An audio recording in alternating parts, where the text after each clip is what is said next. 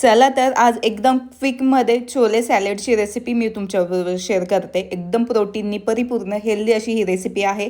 तुम्ही तुमच्या लहान मुलांना देखील खायला देऊ शकता, आवडीने खातील ते। त्यासाठी रात्रभर भिजवलेले छोले मी कुकरमध्ये घेतलेले आहेत। आता हे स्वच्छ पाण्याने एकदा धुवून घ्यायचे।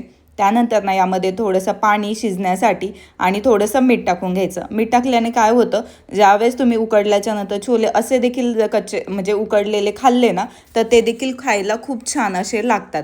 आता कुकरची 3 ते 4 शिट्टी करून घेते आणि त्यानंतर ना आपल्याला छोले शिजले की आपल्याला छोले वेगळे आणि छोलेतलं पाणी वेगळं करून घ्यायचं आहे। आता छोलेतलं पाणी तुम्ही सूप म्हणून देखील पिऊ शकता, छान लागतं ते।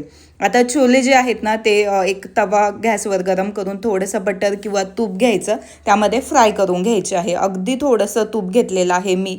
त्यानंतर ना यामध्ये बेसिक मसाले म्हणजे काळं मीठ टाकले, थोडंसं लाल तिखट, हळद पावडर, धने जिरे पूड आणि थोडंसं अगदी थोडासा चिमूटभर चाट मसाला टाकून हे मसाले सर्व या छोल्यांना कोट करून घ्यायचे आहे।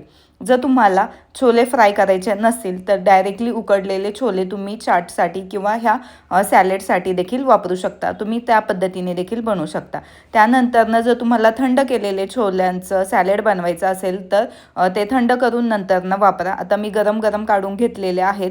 त्यानंतर यामध्ये बारीक चिरलेला कांदा, टोमॅटो, काकडी टाकून घेतली, बारीक चिरलेली हिरवी मिरची टाकू शकता, बारीक चिरलेली कोथिंबीर देखील टाकायची।